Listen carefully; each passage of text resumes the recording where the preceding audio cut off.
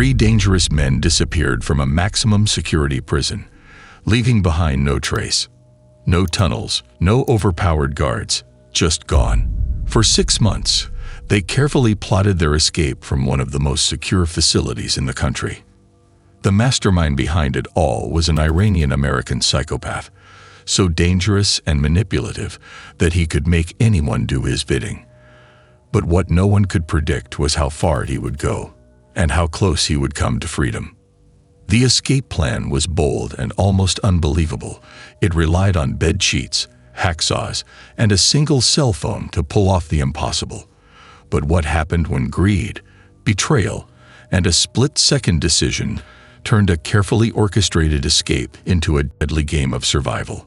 This is a story full of shocking twists and unexpected turns, so stay tuned until the very end because you won't believe what happens next. Orange County Men's Jail, 2016. Not the kind of place where anyone expects to disappear. It's a fortress, 5 stories tall, designed to hold the worst of the worst. Inside, over 60 inmates crammed together in massive dormitories, always under the watchful eyes of guards patrolling the catwalk. No privacy, nowhere to hide, and for most people here, no way out. But for Hossein Nayeri, this wasn't just another stop before a life sentence. It was an opportunity, one last shot at freedom. Nayeri's story starts long before his days inside Orange County Jail. Born to Persian immigrants, he grew up in Fresno, charismatic, intelligent, but always one to bend the rules. He wasn't the kind of person who accepted authority easily, and after a brief stint in the Marines that ended with a discharge, his life spiraled out of control. By 2012, Nayeri's crimes were as shocking as they were brutal. He was accused of kidnapping a marijuana dispensary owner, torturing him in the desert, and mutilating him in ways most people couldn't even imagine. It was a crime that left no doubt. If convicted, he'd never see the outside again. But Nayeri wasn't about to go down without a fight. He fled the country, vanishing into Iran, where authorities couldn't touch him. He stayed hidden for 2 years, but eventually, law enforcement lured him back using his ex-wife as bait. Nayeri was caught, brought back to face trial, and thrown into the maximum security Orange County Men's Jail. For most, that would have been the end of the line. But for Nayeri, this was just the beginning of his next plan. He knew his best shot wasn't a trial, but escaping before he ever got there. The jail was designed to hold people like him, violent offenders who had nothing to lose. It was a fortress, yes, but every fortress has a weakness. And from the moment he was placed in Module F, Nayeri's mind went to work. He started looking for a way out. Inside the jail, Nayeri was just another face among dozens of inmates, packed together in a dormitory-style holding cell. It was hard to imagine anyone escaping from a place like this, where every move was visible, every sound echoed through the halls. But Nayeri saw something no one else did.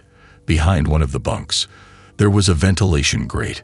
For most people, it was nothing special. For Nayeri, it was a potential escape route. The grate wasn't just a piece of metal. It was a challenge. It was sealed, and even if he could break through, the vent might lead nowhere.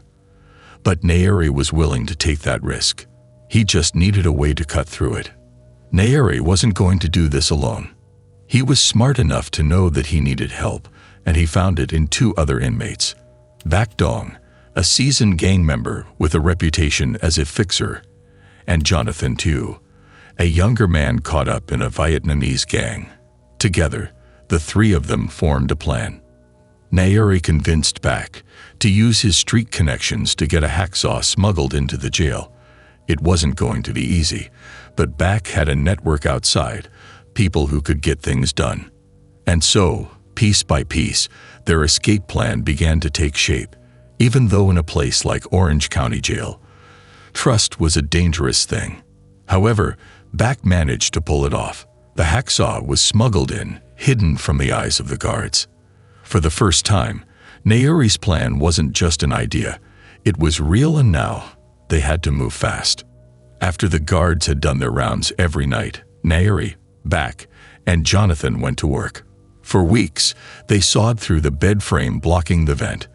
They had to work in complete silence, hiding their tools and their progress from both the guards and the other inmates. One wrong move, one sound too loud, and it would all be over. The tension inside the jail was rising because Nairi's trial was getting closer and the window for their escape was shrinking. After 16 long days, they finally broke through the bed frame. And now, they had direct access to the vent. But the hardest part was still ahead. The vent system was a maze, a dark, narrow passage that wound through the jail's infrastructure. They had no idea where it would lead or if it would lead them to freedom. But they didn't have a choice. With the bed frame out of the way, they spent another 8 days cutting through the grate itself. Each night was a test of nerves as the guards patrolled the halls, completely unaware that an escape plan was unfolding right under their noses. Finally, the grate came loose. They were in. But crawling through the vent was only the first step. Now they had to figure out how to navigate the labyrinth of air ducts, pipes, and shafts that ran through the jail. They had no maps, no way of knowing which direction would lead them out. They had to explore blind, feeling their way through the dark, hoping they wouldn't end up trapped deeper inside the walls. Hossein knew time wasn't on his side.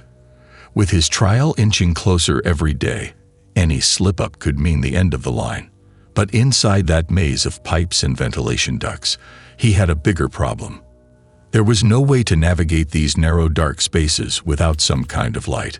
Without it, the three men were just rats in a maze. They needed a tool. And not just any tool.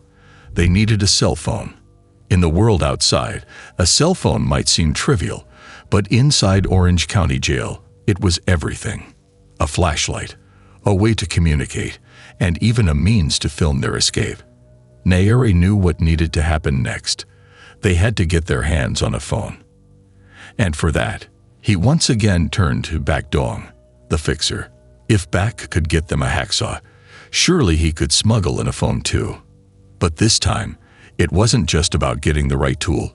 It was about using it wisely. Despite the layers of security, smuggling contraband wasn't an uncommon occurrence, and if anyone could pull it off, it was Bak. He had the right connections, the kind that could get you anything for the right price. Bak had a way of making things happen, and just like before, he delivered. When the phone was in their hands, the first thing they did was turn on the flashlight. The darkness that had been suffocating them was now pierced by the soft glow of the phone screen. Suddenly, the maze didn't seem so impossible. They could see where the ducts led, what obstacles stood in their way, and most importantly, how to navigate around them. But for Nairi, having the phone wasn't just about finding their way out. He was a narcissist man, and the idea of filming their escape was too tempting to resist. To him, this was more than a prison break. This was a spectacle. As they crawled through the narrow passages, they started recording, documenting every step. They thought they were invincible, confident that their daring escape would become a story for the next ages. But the reality was far from that. The ventilation system was literally a maze of twisting pipes and narrow shafts. One wrong turn, and they could end up in another part of the jail, or worse, right back where they started. They moved carefully, one step at a time, navigating the sharp corners and steep drops with precision. Night after night, they would sneak into the vents, exploring deeper into the jail's inner workings. The air was heavy, the space claustrophobic, and the constant fear of getting caught gnawed at them. But they had no choice. The only way out was through. And then, after weeks of inching their way through the system, they found it. The path to freedom. But there was a problem. The exit they had found wasn't at ground level. It was 12 feet above them, and it was covered by wrought iron bars. They had come so far, and now this. Sawing through the bars could take months, and they didn't have that kind of time. If they spent too long on this part of the plan, they risked everything because Nairi's trial was looming and the clock was ticking. He knew they couldn't afford to waste any more time. They had to make a decision. Was this the right exit, or was there another way out? One wrong choice could mean disaster, but hesitation was just as deadly. Thus, they needed to act, and act fast. But in order to know for certain, they needed more information. A map wouldn't cut it. What they needed was satellite imagery, something that could show them the layout of the jail roof and the surrounding neighborhood. But there was no Wi-Fi in jail, and thus no access to Google Maps. Nayeri wasn't the type to give up easily. He had a new plan. He started paying close attention to the staff, looking for someone he could manipulate. That's when he spotted her, Nushferen Ravaki, an ESL teacher. Nayeri's background gave him an advantage, even though his English was perfect, but he used the classes as a way to get close to her. Nusha, as the inmates called her, was kind-hearted and naive. She lived alone with her dogs, the type of person who saw the good in everyone. It didn't take long for Nayeri to earn her trust. He was charming, polite, and friendly. Everything she didn't expect from a man accused of heinous crimes. Nayeri played his cards carefully.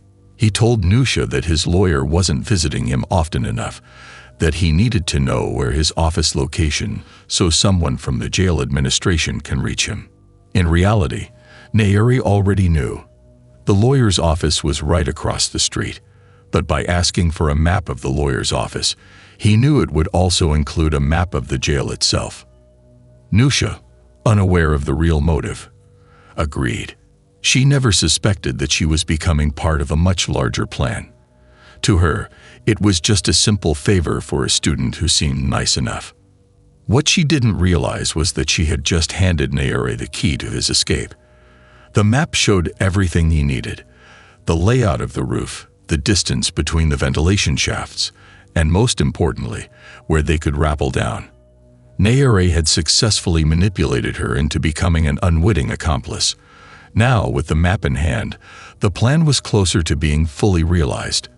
But time was running out, and the next move would determine everything. Now, with a hacksaw, cell phone, and a detailed map, everything they needed was in their hands. The walls that once seemed impenetrable were slowly but surely beginning to crack. But now, as they stood at the base of the shaft, looking up at the towering ventilator above them, the reality hit hard. This wasn't going to be easy. 12 feet of iron bars and steel separated them from the rooftop and from freedom. But Nayeri, always the strategist, had a solution for every obstacle. Where others saw an impassable barrier, he saw an opportunity. Bedsheets. In prison, something as simple as a sheet can become a lifeline. Literally. They would use them as ropes, swinging them over pipes and pulling themselves up, inch by inch, toward their exit. It was a delicate operation, one that could be undone by the smallest mistake. But Nayeri's mind was always working, calculating every move. However, they tied the sheets tight and shimmied up, all while the other inmates and guards remained blissfully unaware. It wasn't supposed to be possible since the prison kept a strict count of everything issued to inmates, including the bedsheets. But somehow, whether by luck or sheer oversight, the guards missed something. And Nayeri seized on that mistake. Time was not on their side. The longer they stayed inside the walls of the jail, the higher the risk. Any one of the other 68 prisoners in the tank could snitch on them at any moment. And with a room full of men desperate for reduced sentences, there was no shortage of potential informants. Thus, the fear of being exposed hung over them like a cloud, pushing them to move faster. Speed was everything. Every night, under the cover of darkness, Nayeri disappeared into the vent. He worked silently, cutting through the iron with precision. It wasn't just about getting out. It was about not getting caught. The constant need for secrecy slowed them down, but they had no other choice. It was a delicate balancing act, and it took months, 6 months of methodical work, before they could see the light at the end of the tunnel. Finally, after 5 long months of slipping past guards and sneaking into the inner walls, they broke through the last barrier. They were on the roof. They had made it. But their relief was short-lived. The rooftop wasn't the sanctuary they had hoped for. Cameras. There were cameras all over the recreational area, and if they made one wrong move, everything would be over in seconds. But luck was still on their side. The cameras were pointed at the rec area, not at the section where they had emerged. They were safe, for now. Looking down, though, reality hit once again. 60 to 70 feet separated them from the ground below. It was a drop that would kill them if they weren't careful. Now, more than ever, they needed a way down. Nairi, never one to leave a detail to chance, turned to back once again and told him, "We need a rope." It was a simple statement, but it carried the weight of everything they had worked for. This time, the stakes were higher than ever. The rope would be their final tool, the last piece of the puzzle. Back had been reliable so far, but this was different. If he failed now, their entire plan would collapse. But Back knew how to deliver.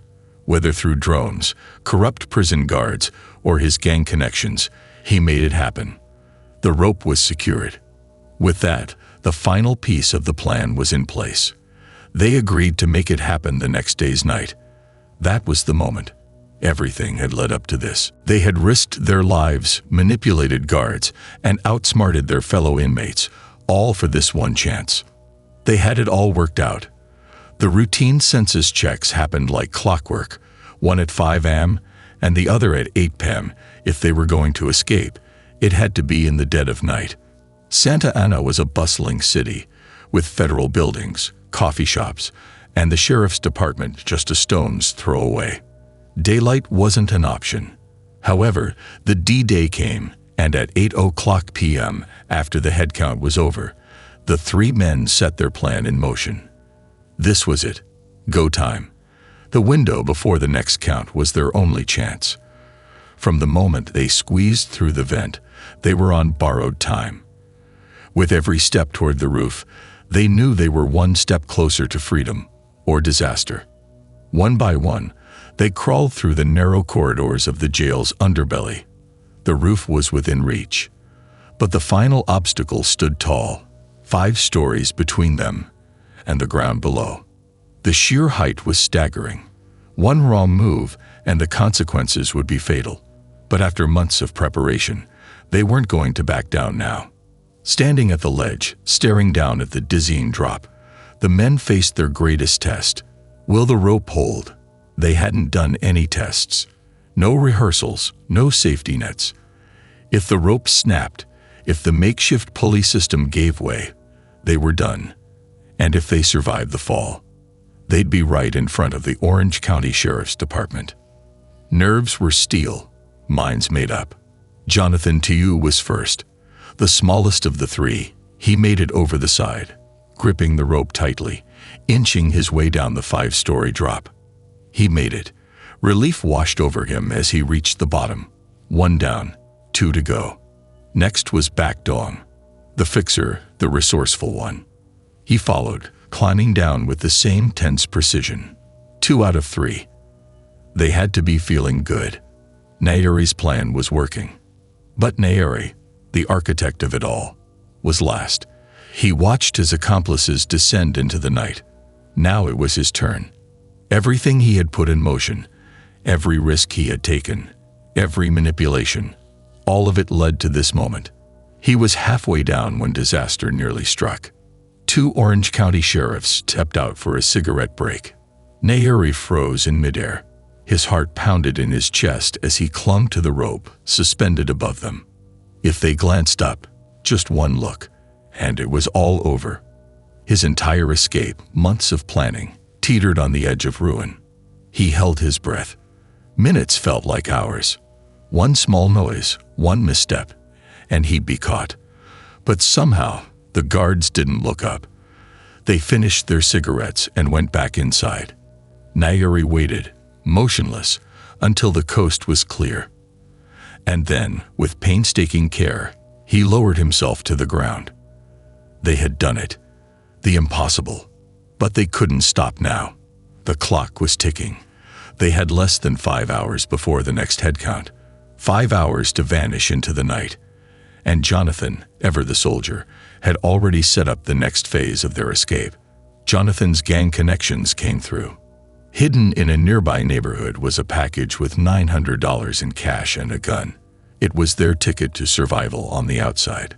But before anything else, they needed a new look, so again, Back made the call. He contacted Long Ma, a 71-year-old cab driver, and convinced him to take them on a late-night shopping spree. When they returned, they were armed with supplies, new clothes, material for the journey ahead, and even a bottle of whiskey to calm their nerves. But things took a darker turn. They held a gun to Long Ma's stomach and told him, "You've got to take us away." What had started as an ordinary night for Ma turned into a living nightmare. The plan seemed simple enough: make their way across the border to Mexico. Once there, Hossein could potentially disappear into Iran, a country that wouldn't extradite him back to the United States. Freedom was just a 2-hour drive away. But that's not what happened. Instead of heading south, the three fugitives made an unexpected decision.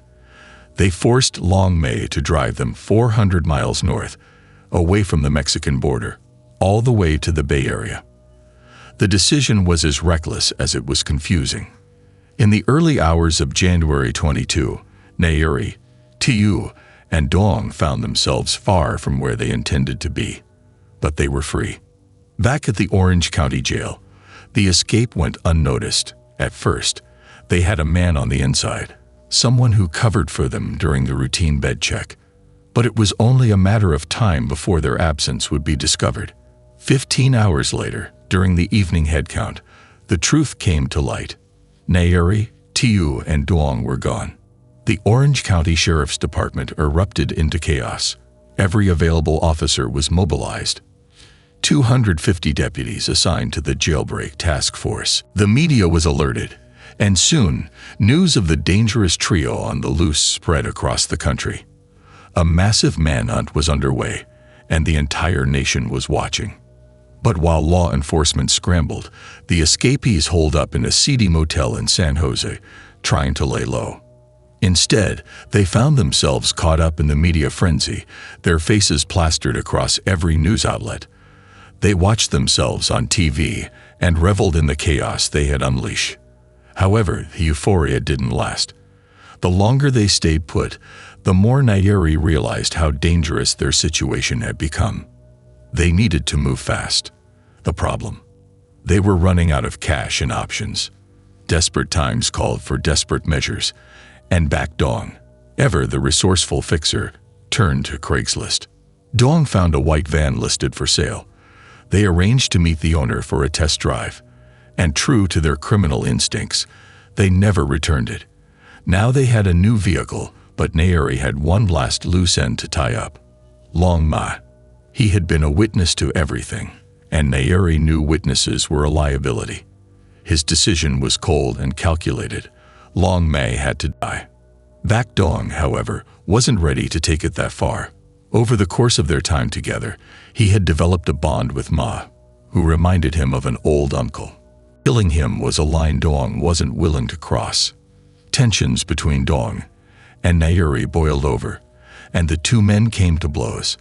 Nayeri had the upper hand in every way, stronger, younger, and more fit. But what Dong lacked in strength, he made up for it in determination. In the end, Nayeri relented. Dong may have lost the fight physically, but he won the moral battle. Long Ma's life was spared, at least for now. The next morning, Nayeri and Tiu left the motel to get the windows on the van tinted. Dong seized the moment. He approached Ma and told him, "Uncle, we need to leave. They want to kill you. We need to go now."